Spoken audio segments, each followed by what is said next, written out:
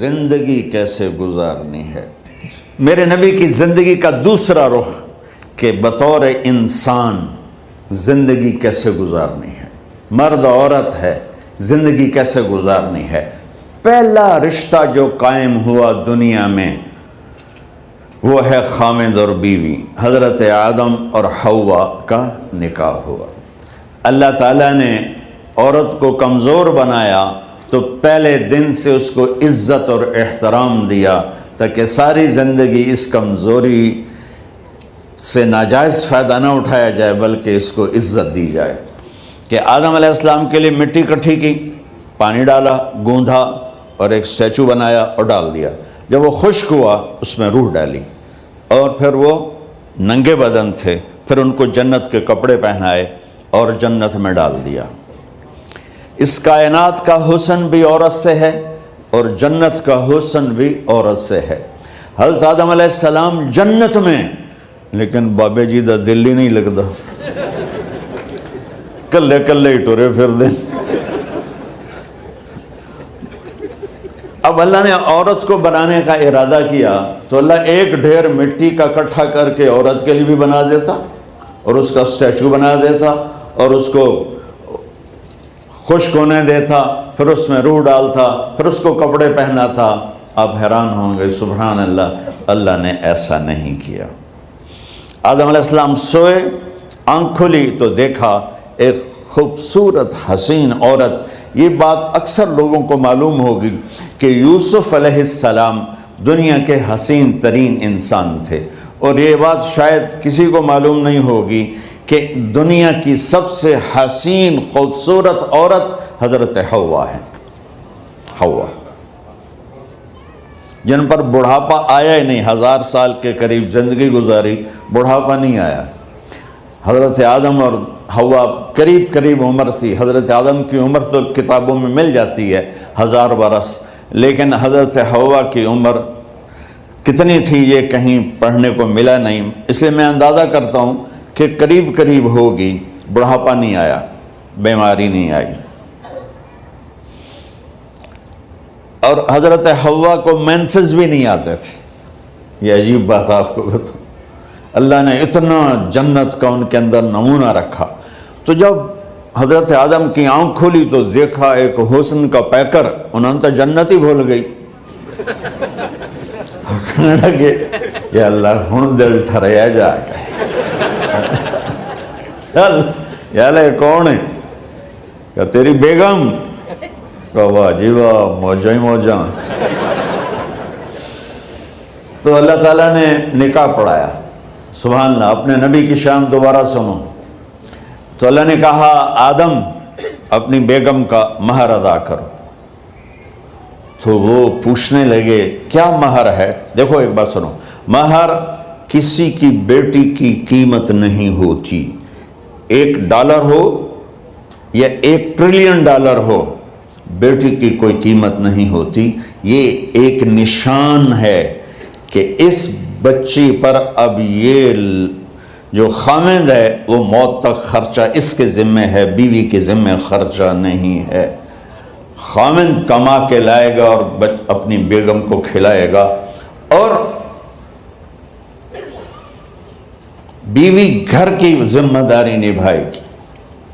تو خیر وہ الگ بات چلی جائے گی۔ اللہ تعالیٰ نے کہا کہ مہر ادا کرو۔ کہا جی کیا مہر ہے؟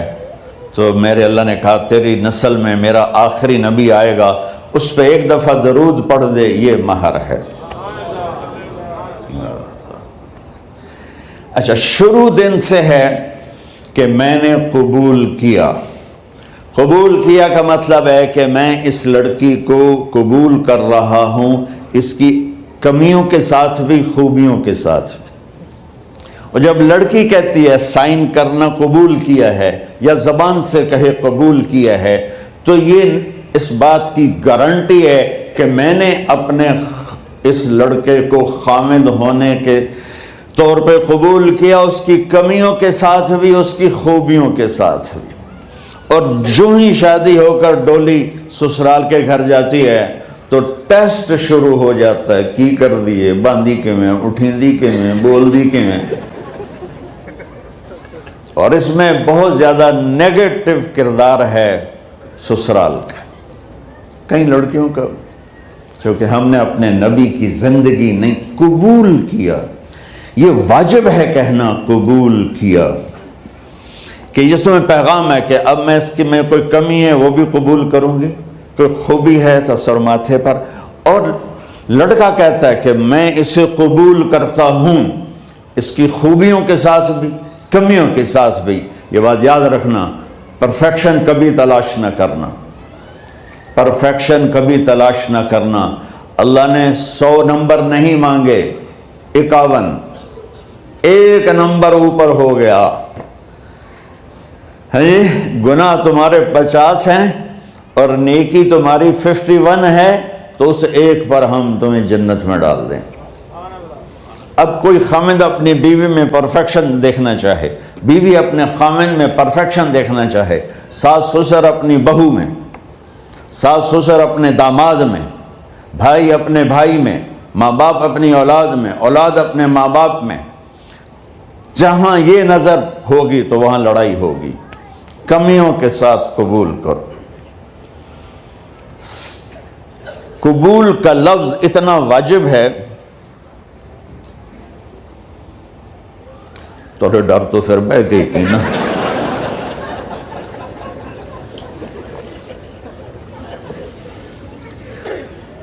قبول کا لفظ اتنا ضروری ہے کہ اس کے بغیر نکاح ہی نہیں ہوتا۔ میں یہ کئی جگہ لطیفہ سنا چکا ہوں، اور واقعی قصہ بھی ہے، ایسے لطیفہ نہیں ہے۔ میرے دوست ہیں، ذمہ دار ہیں اچھے، تو ان کے گاؤں کا ایک بچہ چھوٹی عمر میں بسوں پہ جا کے نا وہ جاب پہ لگ گیا، تو اس کا کام ہوتا ہے بس کو صاف کرنا، ڈرائیور کو چائے پلانا، اور جہاں کہیں رش ہو تو اس کو ڈائریکشن دینا، استاد جی کٹ لو، استاد جی آن دیو، استاد جی جان دیو، تو یہ اس کا محاورہ بن جاتا ہے۔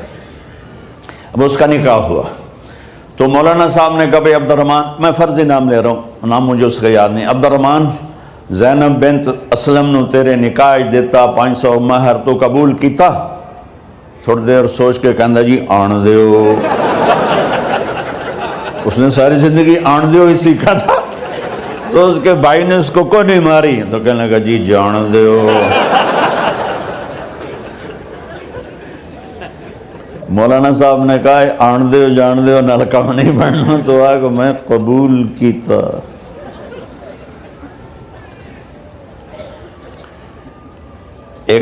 یہ بھی صحیح واقعہ سنا رہا ہوں۔ ایک نوجوان نے بیوی کو 3 طلاق دے دی کٹھی، اب ہو گیا پریشان، مولانا صاحب کے پاس گیا، کوئی میرے جیسا ہوگا، مولانا صاحب 3 طلاق دے بیٹھا، کوئی مسئلہ کا حرام؟ کہا جی کوئی رستہ حرام، کوئی گنجائش حرام۔ اس نے جیب سے موٹا سا لفافہ نکالا اور مولانا کے جا نماز کے نیچے ڈال دیا، کہ مولانا صاحب کوئی گنجائش؟ کہ ہن تو سوچنا ہی پوے۔ کی آکھیا ہی تو اپنی بیگم نو؟ اس آکھیا جی میں آکھیا ہی 3 طلاق۔ اس آکھیا مبارک ہوئے طلاق نہیں ہوئی۔ میں آکھیا جی او کیوں میں؟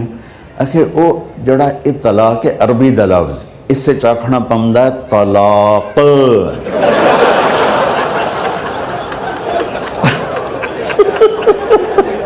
یہ آپ کو صحیح واقعہ سنا رہا ہوں۔ تو تم نے تو چھوٹے کاف کے ساتھ کہا ہے طلاق، او کاف تا کتے آلہ ہے، موجاں کر، ایک لفافہ ہو راوے تو چاہے ساری زندگی دا حلال کر دے۔ لفظ قبول اتنا ضروری ہے۔ تو میرے نبی نے 11 شادیاں کی، اللہ کی قسم شوق کی نہیں تھی۔ ما تزوجت وما زوجت الا بوحی من السماء نزل به جبریل۔ کہ لوگوں سن لو میری بات غور سے، مجھے عورت کی کوئی رغبت نہیں ہے، میں نے جہاں شادی کی، جہاں بیٹی کی شادی کی، پہلے اللہ نے آسمان سے جبریل بھیج کے حکم دیا، پھر میں نے قدم اٹھایا۔ تو پہلا رشتہ خاوند اور بیوی ہے جو اس کائنات میں جڑتا ہے، یہ دنیا کا سارے رشتوں میں نمبر 1 رشتہ ہے، سب سے خوبصورت رشتہ ہے، سب سے اہم رشتہ ہے، سب سے بڑا رشتہ ہے۔ والدین کے لیے چند آیات ہیں، اولاد کے لیے چند آیات ہیں، بہن بھائیوں کے لیے چند آیات ہیں، خاوند اور بیوی کے لیے سینکڑوں آیات ہیں، سینکڑوں۔ تو اگر آپ اپنے گھروں میں کامیابی دیکھنا چاہتے ہو، اپنے گھر کو ہاؤس کی بجائے ہوم دیکھنا چاہتے ہو، خوشی کا اگر آپ اسے گہوارہ بنانا چاہتے ہو، اللہ کی قسم ڈگریوں سے نہیں ہوگا، محبت سے ہوگا۔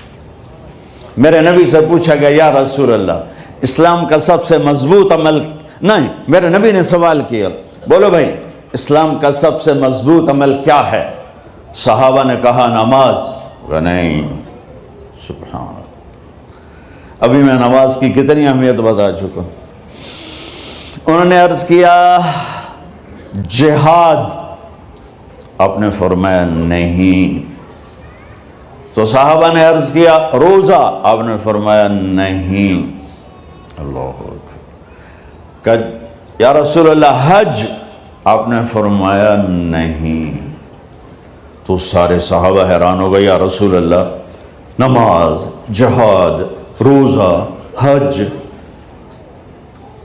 تو پھر کیا ہے؟ اب سننا سارے بہن بھائی، مستورات، بچے بچیاں، آپ نے فرمایا اسلام کا سب سے مضبوط اور بڑا عمل ہے آپس میں اللہ کے لیے محبت کرنا۔ اگر آپ اپنے گھروں میں حسن دیکھنا چاہتے ہو تو ایک دوسرے سے محبت کرو، اظہار محبت کرو، اور محبت کے پیدا ہونے کے لیے بہت ساری چیزیں ہیں، لپیٹ کے 2 میں کر لیتا ہوں، 2 میں۔ بیوی کی خوبی دیکھو، کمی نہ دیکھو، خاوند کی خوبی دیکھو، کمی نہ دیکھو، پہلی بات۔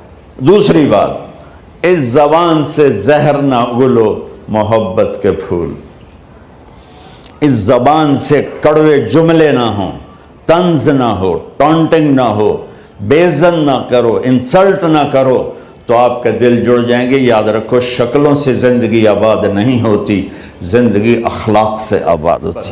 تو اپنے گھر سے ٹونٹنگ نکال دو۔ نہ کہا کا مطلب ہے بارش کا زمین میں جذب ہو کر یکجان ہو جانا، 2 زندگیوں کا محبت میں جذب ہو کر یکجان ہو جانے کو نکاح کہتے ہیں۔ نہ کہا آنکھوں میں نیند کا اتر کے سلا دینا، نہ کہا خاوند اور بیوی کا ایسی محبت دینا کہ چین کی نیند آ جائے، نہ کہا اعتماد کرنا، بھروسہ کرنا، خاوند بیوی پہ بھروسہ کرے، بیوی خاوند پہ بھروسہ کرے۔ اے نوے لوگ کے فون چیک ہو رہے ہوئے، کال کتنے کی تھی، کال کتنے کی تھی۔ عزت دو، اعتماد کرو۔ چوتھا مطلب درخت کا چھاؤں بنا دینا، نہ کہا میاں اور بیوی، خاوند اور بیوی کا محبت کی ایسی چھاؤں بنانا کہ اس کے نیچے اولاد کا پودا خوبصورتی سے پیدا ہو سکے۔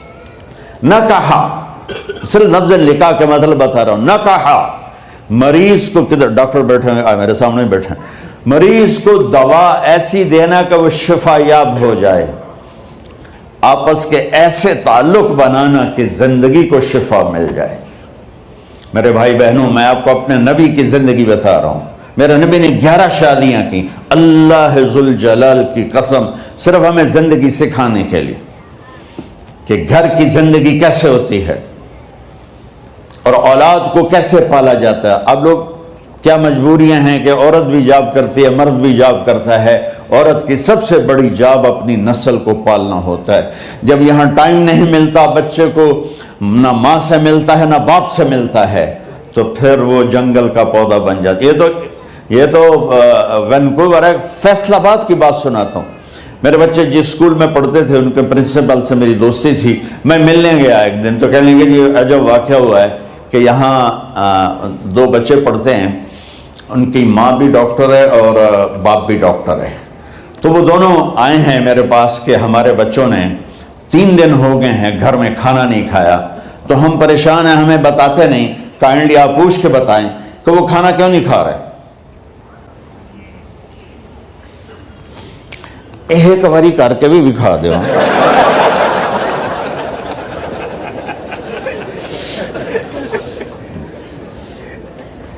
ہمارا دین اتنا خشک نہیں، ہمارے مولوی صاحبان نے زیادہ خشک بنا دیا. تو انہوں نے دونوں بچوں کو بلایا. سننا سارے فیملیز بیٹھے ہو جہاں میں فیملی کی زندگی کو فوکس کر کے نبی سے جوڑ کے بتا رہا ہوں، طارق جمیل کے تجربے نہیں بتا رہا. دونوں بچوں کو بلایا. بیٹا آپ کھانا کیوں نہیں کھا رہے؟ کہا جی ہم اپنے ممی اور بابا کے سامنے نہیں بتائیں گے.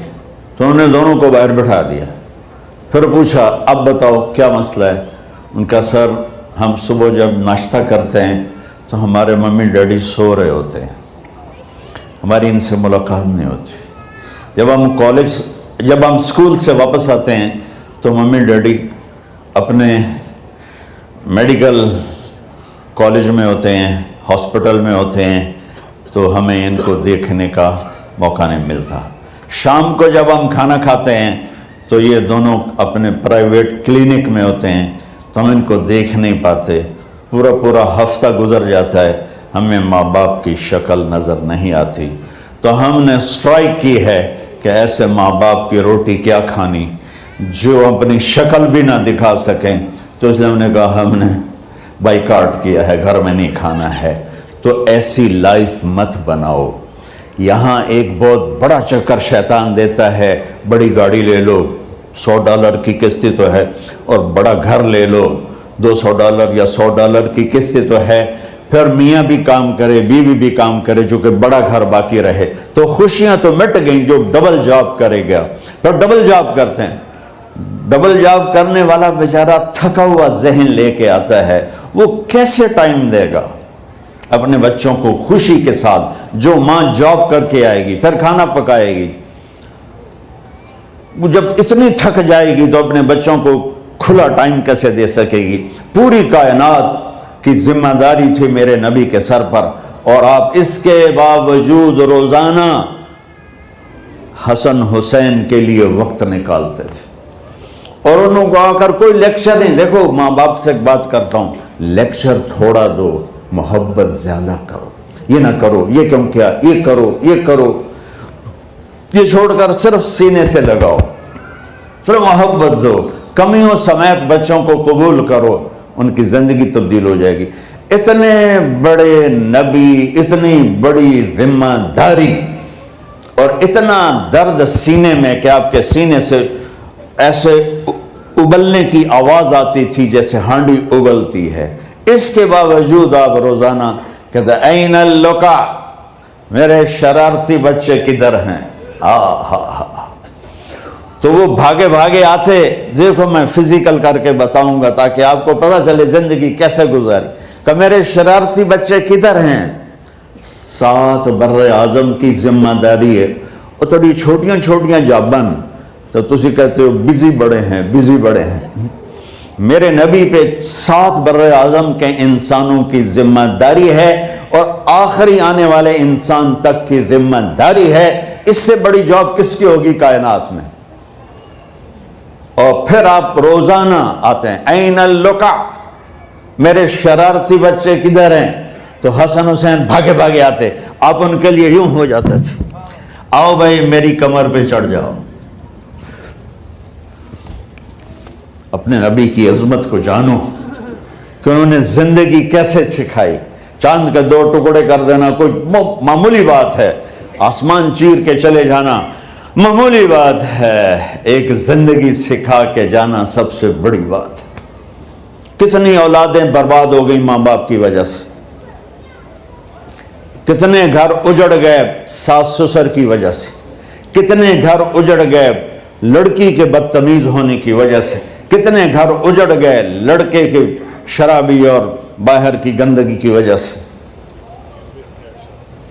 زندگی سیکھو. یہ اتنے بڑے نبی ہو کر آپ یوں ہو رہے ہیں جیسے میں نے آپ کو کر کے دکھایا. دونوں کو اوپر بٹھا لیتے اور کمرے میں چکر لگاتے تھے، پھر یوں کر کے پوچھتے تمہارا اونٹ کیسا ہے؟ سوال. پھر دونوں کو اتار دیتے اور اپنی نواسی زینب، جن کو حضرت علی کی وراثت ملی کس کی؟ علم کی، فصاحت اور بلاغت کی، ان کو کمر پہ بٹھا لیتے اور اکیلی زینب کو پورے گھر میں چکر لگواتے تھے۔ اور بھی دکھ ہیں زمانے میں محبت کے سوا، راحتیں اور بھی ہیں وصل کی راحت کے سوا، کیا صرف کمانا ہی کام ہے؟ ادھار کی زندگی سے بچو، خوش و خرم رہو، اس کو قسط دینی ہے، یہ قسط دینی ہے، یہ قسط دینی ہے، یہ دینی ہے، سر میں درد نہیں ہوگا تو اور کیا ہوگا؟ تو آپ اتنے بڑے عظیم ہو کر وقت نکال رہے ہیں، اور حضرت ابو ہریرہ فرماتے ہیں میری آنکھوں نے دیکھنا سارے کہ آپ نے کبھی حسن کبھی حسین یہاں جیسے مائیں کرتی ہیں ادھر کھڑا کیا ہوا ہے اور جھولا جھولا رہے ہیں ایسے، اور ان کے دونوں ہاتھ پکڑ کر کہہ رہے ہیں آ جاؤ اوپر آ جاؤ، اوپر آ جاؤ، آگے پہاڑی ہے، اوپر آ جاؤ، آگے پہاڑی ہے، تو ایسے ایسے آتے، اور اوپر آؤ، وہ یہاں آ جاتے، آگے آؤ، وہ یہاں آ جاتے، آگے آؤ، وہ یہاں آ جاتے، تو پھر آپ یوں ہو جاتے، آگے آؤ، تو چڑھتے چڑھتے یہاں آ جاتے، وہ یہاں آ جاتے، تو آپ ان کے ہاتھ فکس کر کے آگے بڑھ کر ان کے ہونٹوں کا بوسہ لیتے اور کہتے یا اللہ میں ان سے پیار کرتا ہوں، تو بھی ان سے پیار فرما۔ بھائیو اللہ کی قسم، پیسے سونے چاندی سے زندگی میں خوبصورتی نہیں آتی، نبی کی غلامی سے زندگی میں خوبصورتی آتی ہے۔ اتنے بڑے نبی ہیں اور حضرت عائشہ سے کہہ رہے ہیں دوڑ لگائیں۔ یہاں کسی مولانا سے پوچھو اپنی بیوی سے کبھی کہا اس نے کہ دوڑ لگائیں؟ الٹا سوٹا لے آتے کھل ہو جائے گا۔ عائشہ دوڑ لگائیں، اور واپسی کہاں سے ہو رہی ہے؟ دوڑ کہاں لگ رہی؟ جہاد کے سفر سے واپسی ہو رہی، اور آپ نے اپنے صحابہ سے کہا سب آگے چلے جاؤ۔ جب سارے آگے چلے گئے اور کوئی نظر نہیں آ رہا تو آپ نے کہا عائشہ آؤ دوڑ لگائیں، تو حضرت عائشہ کہتی ہم نے دوڑ لگائی تو میں آگے نکل گئی، لیکن ابھی پیچھے رہ گئے۔ کچھ سال گزرے تو پھر ہم سفر سے واپس آ رہے تھے تو آپ نے صحابہ سے فرمایا سب آگے چلے جاؤ، چلے گئے۔ آپ نے کہا عائشہ دوڑ لگائیں؟ یہ لگائیں۔ کون دنوں میں ذرا موٹی ہو گئی تھی تو پھر اللہ کے نبی آگے نکل گئے، میں پیچھے رہ گئی، تو آپ نے کہا عائشہ ہذہ بتلک، آج تو اور میں برابر